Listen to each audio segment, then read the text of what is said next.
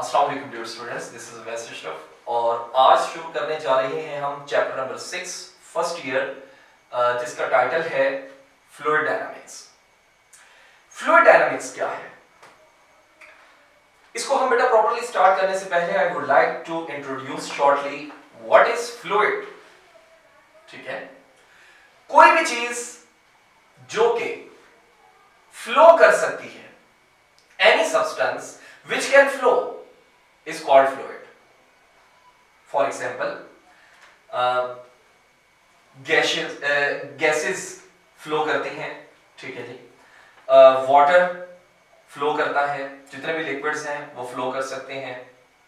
Actually हम लोग अपनी रोजमर्रा जिंदगी में फ्लूइड से घिरे हुए हैं। हम सांस लेते हैं, ठीक है, उसमें क्या है, गैसेस जो है वो हमारे लंग्स में जाती हैं, तो गैस क्या है, फ्लूइड है। उसके बाद हम पानी पीते हैं, वाटर जो है वो क्या है, फ्लूइड है। हमारी जो ब्लड वेसल्स हैं, खून की जो शरियानें हैं, उनके अंदर ब्लड फ्लो करता है, ठीक है, वेसल्स के अंदर, तो ब्लड क्या है, एक फ्लूइड है।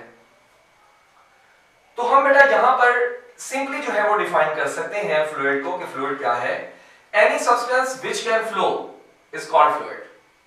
ठीक है, अब फ्लूइड डायनामिक्स क्या है, फिजिक्स की ऐसी ब्रांच कि जिसमें हम फ्लूइड को मोशन में स्टडी करते हैं, that is called fluid dynamics. ठीक है, the branch of physics which deals with the study of fluid in motion is called fluid dynamics. ठीक है बेटा, now we are going to start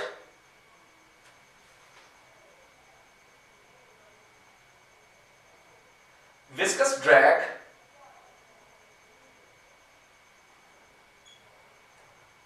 and Stokes law।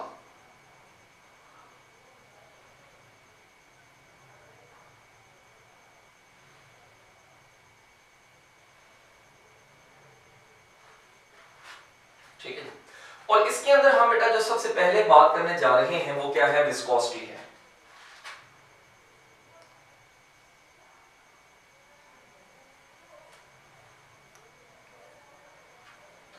Viscosity क्या है, viscosity को बेटा समझने के लिए मैं चाहूंगा कि हम एक एग्जांपल लें। फर्ज कर लें कि आपके पास क्या है, ये एक ग्लास है और इस ग्लास के अंदर हमने वाटर कंसीडर कर लिया है।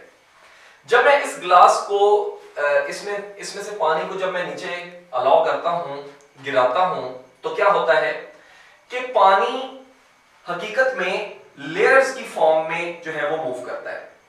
यानी क्या होता है कि यहां पर आप देख सकते हैं कि ये जो सबसे ऊपर वाली जो लेयर है वाटर की, ये नीचे वाली इस लेयर के ऊपर से क्या होती है, स्लिप होके मूव करते हुए आगे की तरफ मूव करती है, गिरती है। तो क्या होता है कि इन लेयर्स के दरमियान में यहां पर एक फ्रिक्शन पैदा होती है, रगड़ पैदा होती है। उसी फ्रिक्शनल इफेक्ट को हम बेटा क्या बोलते हैं, विस्कोसिटी बोलते हैं। तो हम विस्कोसिटी को अगर हम कैसे डिफाइन कर सकते हैं, इट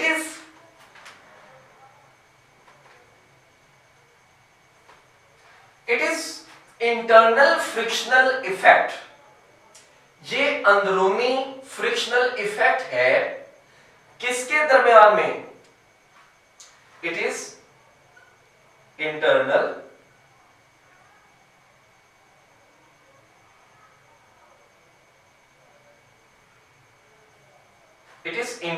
फ्रिक्शनल इफेक्ट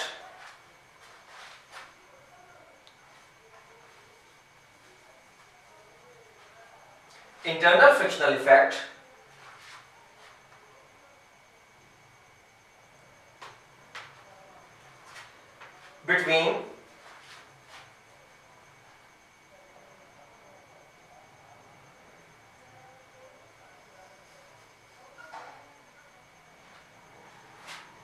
किसके दरमियान में, between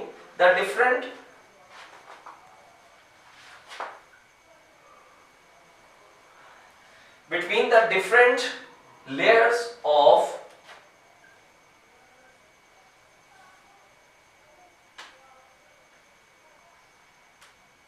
flowing fluid।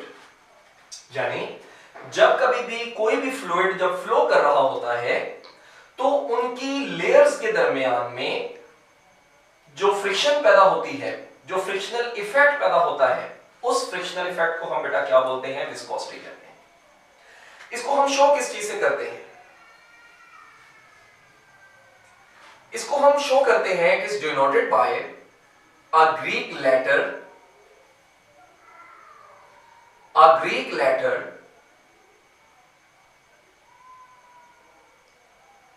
ईटा। इसको हम बेटा एक ग्रीक लेटर ईटा से शो करते हैं, ठीक है। अच्छा, अब आप सोच रहे होंगे कि जी हर दफा वाटर हो फ्लूइड में तो वो जरूरी नहीं है। बिल्कुल ठीक है। देखें, वाटर जो है वो भी एक फ्लूइड है। हम अगर एक और एग्जांपल लें, जस्ट लाइक हनी, शहद, तो शहद के केस में क्या होता है कि अगर आप सपोज कर लें कि यहां पर आप शहद को गिराते हैं, शहद को फ्लो करवाते हैं, तो क्या होता है कि जिस तरह पानी आसानी के साथ फ्लो कर गया था उस तरह शहद जो है वो नहीं करता, क्योंकि शहद क्या होता है? गाढ़ा होता है, ठीक है। तो उस केस में क्या होगा कि आपकी जो विस्कोसिटी है शहद के केस में वो क्या होगी? ज्यादा होगी। क्यों ज्यादा होगी? क्योंकि उनकी हनी के केस में जो लेयर्स हैं उन लेयर्स के दरमियान में जो फ्रिक्शन है वो क्या होती है? ज्यादा होती है, जिसकी वजह से क्या होता है कि आप जब देखते हैं तो हनी जब ऊपर से नीचे की तरफ गिरता है तो वो क्या होता है? स्लोअर डाउन जो है वो मूव करता है। तो हर फ्लूइड के केस में जो हमारा ये जो विस्कोसिटी कोएफिशिएंट जिसको हम ईटा कहते हैं, ये क्या होता है? ये डिफरेंट होता है, ठीक है। और इसकी हम वैल्यू कैसे कैलकुलेट करते हैं या इसके हम जो यूनिट्स वगैरह जो है वो कैसे निकालते हैं, तो उसके लिए हम एक लॉ यूज करते हैं जिसको हम कहते हैं स्टोक्स लॉ। और उसकी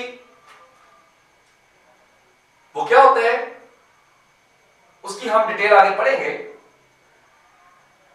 तो जो आपके पास विस्कोसिटी कोएफिशिएंट ईटा है ये किसके बराबर होता है?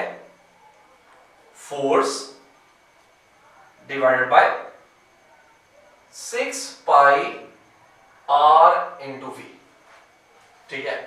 ये आपका फॉर्मूला होता है। अब इसमें जो फोर्स है इसका यूनिट क्या होता है? न्यूटन। ये कांस्टेंट है, 6 कांस्टेंट है, पाई कांस्टेंट है। तो इसमें r क्या होता है? रेडियस।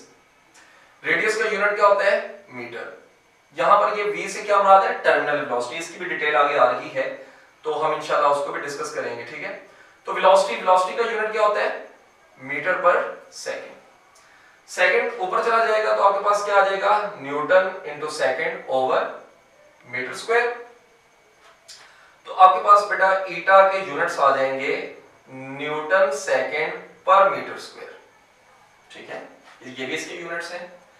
हम चाहें तो इसके जो दूसरे जो यूनिट्स हैं वो भी निकाल सकते हैं, जस्ट लाइक अब न्यूटन जो है वो किसका यूनिट होता है? फोर्स का। तो फोर्स बराबर होती है एम में। तो आपके पास न्यूटन किसके बराबर आ जाएगा? किलोग्राम मीटर पर सेकंड स्क्वायर। तो हम न्यूटन की जगह पे इसकी वैल्यू को पुट कर सकते हैं। तो न्यूटन किसके बराबर आ जाएगा जी? किलोग्राम मीटर पर सेकंड स्क्वायर। आगे ये वाला सेकंड और ये वाला पर मीटर स्क्वायर आ जाएगा। इसको जब हम बेटा सिंपलीफाई कर लेंगे तो आपके पास आ जाएगा किलोग्राम, 1 मीटर है इसमें से। जब आप इसको सिंपलीफाई करेंगे तो एक इसकी पावर में m क्या बन जाएगा? m raise to the power -1 और सेकंड की पावर में s raise to the power -1, यानी किलोग्राम पर मीटर पर सेकंड। ये इसके क्या आ जाएंगे? यूनिट्स आ जाएंगे। और यहीं से ही हम विस्कोसिटी के जो डायमेंशंस है वो भी निकाल लेते हैं। अब किलोग्राम यानी मास को रिप्रेजेंट कर रहा है तो कैपिटल M, ये मीटर यानी लेंथ को, और सेकंड यानी टाइम को। तो ये इसकी क्या आ जाएगी? डायमेंशंस आ जाएगी। अब बेटा ये तो था एक शॉर्ट सा इंट्रोडक्शन फॉर विस्कोसिटी। विस्कोसिटी जो है वो हमारा जो डिफरेंट सब्सटेंसेस जो होते हैं उनके केस में विस्कोसिटी कोएफिशिएंट चेंज होता रहता है। आई होप सो कि आपको बेटा जो विस्कोसिटी का जो कॉन्सेप्ट है वो अच्छे से जो है वो समझ आ गया होगा। तो इसके बाद क्या है,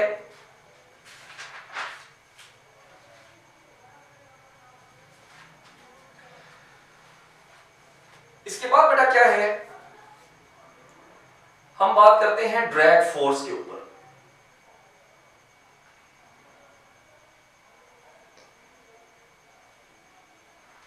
ठीक है, ड्रैग फोर्स क्या चीज है, इसको समझने के लिए हमें एक दो एग्जांपल्स जो है वो उनसे हम इसलिए इसको जो है वो डिस्कस कर सकते हैं। फॉर एग्जांपल, आप गाड़ी में बैठे हैं और आप अपना हाथ बाहर की तरफ निकालते हैं, तो क्या होता है कि हवा आपके हाथ को पीछे की तरफ क्या करती है, धकेलती है। ऑलराइट, अब बेटा यहां पर इस केस में जो हवा पीछे की तरफ फोर्स लगा रही है उसको हम क्या बोलते हैं, ड्रैग फोर्स बोलते हैं।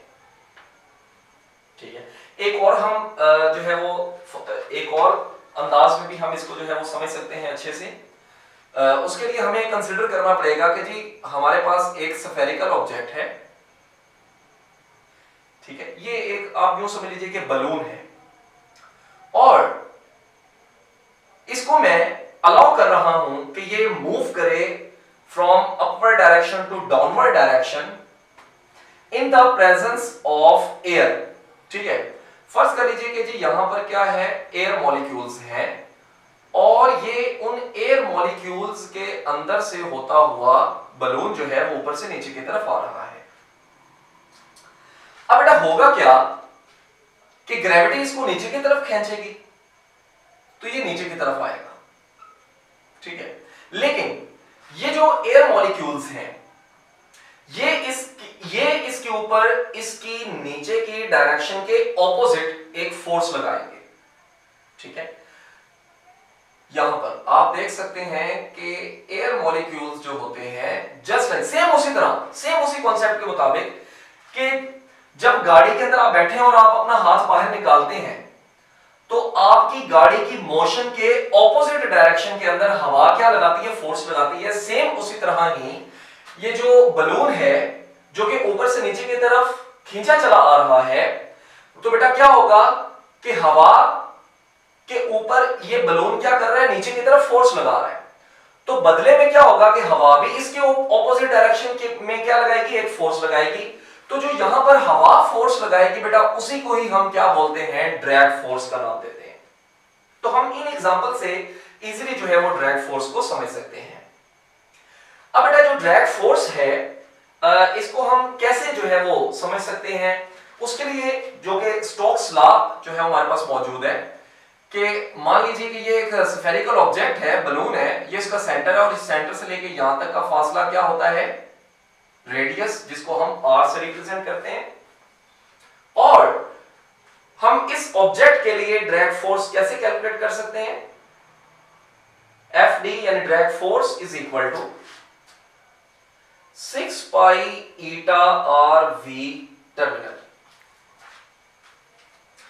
अब यहां पर बेटा जो ड्रैग फोर्स है वो किसके बराबर है, 6 pi which is constant, eta is the viscosity coefficient. ठीक है, यहां पर इस केस में हमारे पास जो फ्लूइड है जिसके अंदर से हमारा ऑब्जेक्ट मूव करके आ रहा है वो क्या है, एयर है। तो एयर हमारे पास यहां पर क्या हो जाएगी, उसकी जो है वो हम क्या लेंगे, कोएफिशिएंट ऑफ विस्कोसिटी, वो किसका लेंगे, एयर का लेंगे, क्योंकि हम एयर यूज कर रहे हैं। अब अगर ऑब्वियसली हम इस बलून को किसी वाटर के अंदर से मूव करवाते हैं तो वाटर का विस्कोसिटी कोएफिशिएंट आ जाएगा। अगर हम हनी के अंदर से मूव करवाते हैं तो हनी का विस्कोसिटी कोएफिशिएंट आ जाएगा। तो जो भी आप यूज कर रहे हैं उसके अंदर हम उसकी जो वैल्यू है उसको पुट कर देंगे। आर क्या शो कर रहे हैं, रेडियस को। टर्मिनल वेलोसिटी क्या चीज है, अब ये देखिए, अब इसके आगे जो है वो हमारे पास इसका एक डिटेल टॉपिक आने वाला है, उसके अंदर मैं आपको बताऊंगा। वैसे यहां पर आप इसको मैं थोड़ा सा इसको इंट्रोडक्शन देता चलूं कि जब भी आप किसी ऑब्जेक्ट को under the action of gravity allow करते हैं कि वो ऊपर से नीचे की तरफ फ्लो करे, मूव करे, तो क्या होता है कि वो एक कांस्टेंट वेलोसिटी के साथ जो है वो ऊपर से नीचे की तरफ फ्लो करता है। तो उस कांस्टेंट वेलोसिटी को हम क्या बोलते हैं, टर्मिनल वेलोसिटी बोलते हैं। इसकी डिटेल आने वाले लेक्चर्स के अंदर आपको इंशाल्लाह मिल जाएगी।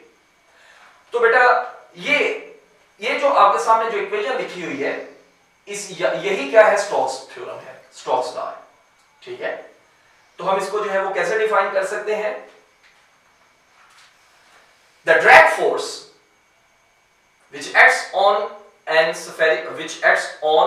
spherical object which is moving through any fluid, ठीक है, किसी भी फ्लूइड के थ्रू जो है वो जब मूव कर रहा हो, whose radius is equal to r and terminal velocity vt, then it will experiences a retarding force। तो वो एक बदले वाली, एक उसके ऑपोजिट डायरेक्शन के अंदर जो है वो एक फोर्स महसूस करता है। किसकी ऑपोजिट डायरेक्शन के अंदर? कि हमारा जो फ्लूइड है वो बेटा किधर मूव करके आ रहा है? नीचे की तरफ मूव करता हुआ आ रहा है। हमारा जो ऑब्जेक्ट है वो नीचे की तरफ मूव करता हुआ आ रहा है, लेकिन इस मोशन के ऑपोजिट डायरेक्शन में वो एक फोर्स फील करेगा, महसूस करेगा, जिसको हम क्या बोलते हैं? Drag force. और उसको हम इस फॉर्मूले से दे सकते हैं, this is called Stokes theorem, ठीक है। तो आई होप सो कि आपको जो है वो लेक्चर समझ में आ गया होगा। तो इंशाल्लाह हम नेक्स्ट लेक्चर में टर्मिनल वेलोसिटी जो है वो स्टार्ट करेंगे। सो टेक गुड केयर, अल्लाह हाफिज़।